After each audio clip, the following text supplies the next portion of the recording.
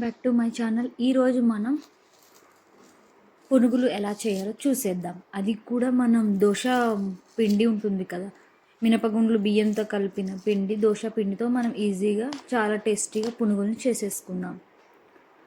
అది ఎలాగో చూసేద్దాం. ఇదిగోండి, నేను కొంచెం మిగిలిపోయిన పిండి ఉంది ఇంట్లో, దోశ పిండి. దాంట్లో కొంచెం మైదా కలుపుకున్నాను. ఒక స్మాల్ బౌల్తో దాని నిండా మైదా కలుపుకున్నాను.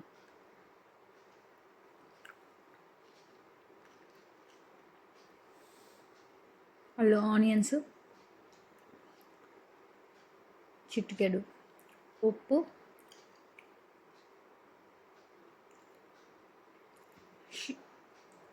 బేకింగ్ సోడా కూడా వేసుకోవాలండి కొంచెం పొంగాలంటే. అలాగే కరివేపాకు, పచ్చిమిర్చి అన్నీ వేసేసుకుందాం. ఒకసారి కలుపుకుందాం.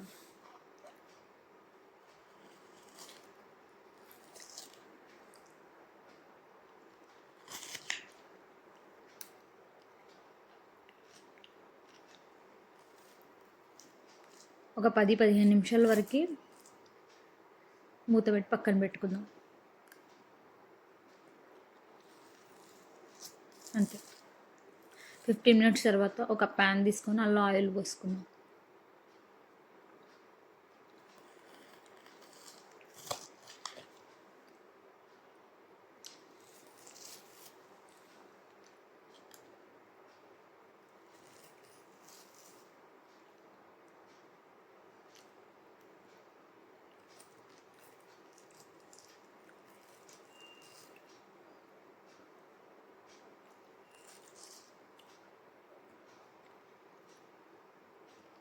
ఆయిల్ హీట్ అయిపోయిందండి, మనం పునుగులు వేసేసుకుందాం.